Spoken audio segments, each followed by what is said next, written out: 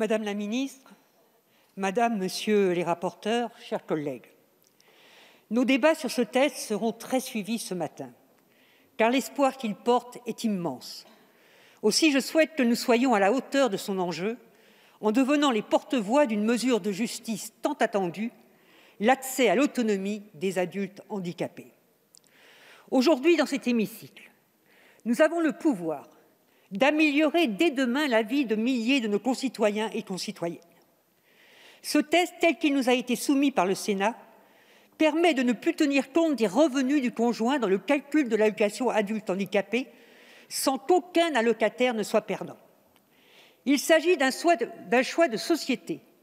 C'est pour cela que le groupe GDR a décidé de l'inscrire à l'ordre du jour aujourd'hui, comme il l'avait fait en 2018, comme l'a fait le groupe Liberté et Territoires en première lecture. Je veux remercier ici l'engagement de nos collègues Stéphane Peu et Jeannine Dubié pour l'élaboration de cette proposition de loi. La rédaction au Sénat de cette proposition de loi a été minutieuse et attentive aux situations que les personnes en situation de handicap et leurs proches valides connaissent. Aussi, cette proposition de loi n'avait nullement besoin d'être améliorée ni modifiée. Ainsi rédigée, elle participait à l'émancipation des personnes handicapées en ne faisant plus reposer le montant de l'AAH sur les revenus du foyer. Parce que nous sommes tous et toutes attachés aux valeurs de progrès pour notre société, dont le droit à l'autonomie pour chaque individu, ce texte doit absolument être voté de manière conforme avec le texte du Sénat. Cette proposition de loi rassemble. Toutes les oppositions et beaucoup de la majorité y sont favorables et ont travaillé de concert pour aboutir à ce texte. Aussi, le tour de passe-passe, avec des amendements dénaturant le texte, votés à une très courte majorité en commission, n'a trompé personne. Celles et ceux qui voteront une version du texte qui ne déconjugalise pas l'AAH voteront, soyons clairs, contre la proposition de loi. Mais je sais compter sur vous, collègues de tous les groupes, pour voter ce texte de justice, de dignité pour les personnes handicapées, en votant les amendements que nous vous proposerons pour rétablir la version du Sénat. Ne pas le faire, c'est décevoir ceux et celles qui attendent dans l'urgence la déconjugalisation de l'AAH. Car si cette proposition de loi revient à l'Assemblée nationale, c'est grâce à la mobilisation populaire extraordinaire que ce texte a suscité. Aussi, je tiens à saluer les associations et toutes celles et ceux qui agissent pour l'adoption de cette loi. L'émotion portée par ce texte est grande. Nous en avons tous et toutes été témoins dans nos circonscriptions. Cette mobilisation ne s'est jamais tarie. Au contraire, elle continue de croître à mesure que l'espoir grandit. Combien de couples avons-nous rencontrés vivant chacun chez soi de peur que l'allocation adulte handicapé ne soit plus versée à l'un des deux conjoints? Combien sont-ils à devoir dissimuler leur amour pour pouvoir vivre dignement? Combien de fois avons-nous ressenti cette situation comme une double injustice envers les personnes devant déjà se battre au quotidien pour leur inclusion? Enfin, comment pourrions-nous oser leur répondre qu'il est bien normal que la solidarité familiale se substitue à la solidarité nationale? Ce discours ne peut être le nôtre. À l'handicap, nous ne pouvons ajouter l'injustice.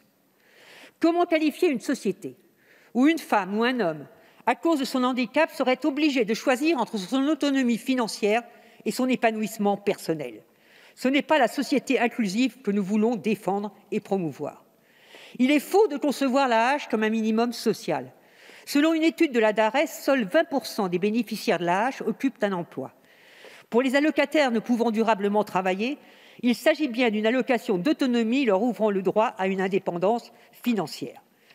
Celle-ci est certes relative, le montant de l'AAH étant inférieur encore au seuil de pauvreté fixé à 1 026 € par mois.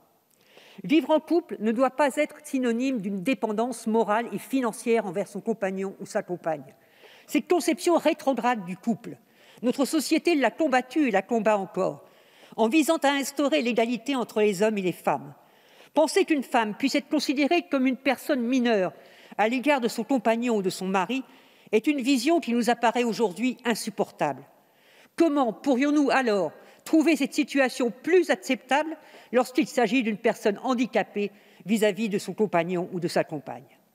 C'est dans la lignée de ce combat que nous devons mettre fin à ce système de calcul qui minorise la personne handicapée. Faire perdurer ce système serait une double violence et une double injustice contraire aux principes de la République. En 1974, comme l'a dit Stéphane Peu, René Lenoir défendait la création de l'allocation adulte handicapé en disant ceci : « La dignité de tout homme dépend de son degré d'autonomie et l'autonomie suppose des ressources suffisantes. » L'allocation adulte handicapé a bel et bien été pensée pour permettre l'autonomie des personnes handicapées. Cette autonomie ne reposait pas à sa création sur la solidarité familiale, mais bien sur la solidarité nationale. L'autonomie ne peut être basée sur les revenus d'un conjoint ou d'une conjointe. Quand certains argumentent en mettant la solidarité familiale au premier plan, il s'agit ni plus ni moins qu'une notion normalisée de la dépendance qu'ils défendent. Chers collègues, si nous saluons l'augmentation de l'AAH durant cette législature, passant d'un montant maximal de 819 € par mois à 860 puis 900 €, cette augmentation semble en partie un trompe-l'œil. En effet, de nombreux allocataires n'ont jamais perçu cette hausse. La prise en compte des revenus du conjoint et la baisse du coefficient multiplicateur ont exclu de nombreuses femmes et hommes de cette revalorisation. Selon les chiffres, 250 000 bénéficiaires de l'AAH vivent en couple. L'abaissement du plafond de ressources a laissé de côté près de 100 000 de ces allocataires qui n'ont pas perçu cette revalorisation. Par ailleurs, cette augmentation n'a jamais compensé la suppression du complément de ressources de l'AAH en 2019 lors du vote du projet de loi de finances. Alors que cette garantie de ressources permettait aux personnes sévèrement handicapées d'atteindre le seuil de pauvreté grâce à un complément de 179 € par mois, cette simplification a appauvri des personnes atteintes d'un handicap lourd qui ne leur permettra jamais de travailler. Malheureusement, les calculs budgétaires semblent parfois avoir eu raison de la dimension humaine. Nous sommes loin de l'ambition politique portée lors de la création de l'AAH, qui, au-delà de tout handicap, défendait l'émancipation et la dignité de l'être humain. Il est malheureux de voir qu'en matière de handicap, notre société ne progresse plus. En 2020, le handicap restait pour la 4e année consécutive le premier motif de discrimination dans notre société, loin devant l'origine, selon le rapport publié par la Défenseure des droits, Claire Hédon.